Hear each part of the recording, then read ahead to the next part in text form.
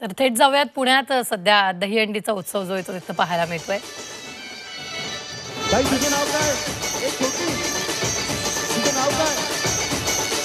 पुण्यातून पुनीत बालन यांची दहीहंडीचा उत्साह आपल्याला इथं पाहायला मिळतोय.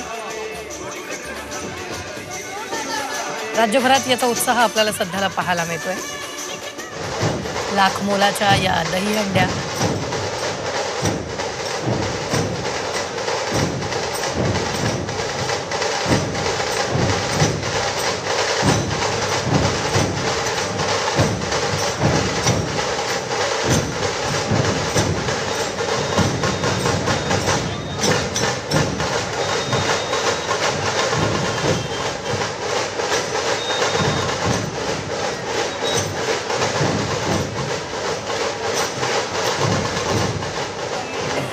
ओम साठी सर्वांनी जोरदार टाळ्या वाजवल्या पाहिजे.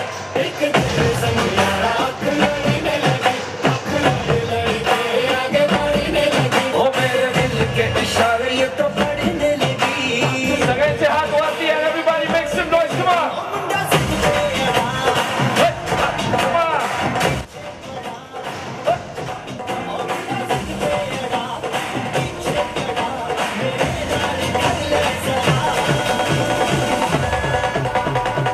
सबको साथ में गाना है.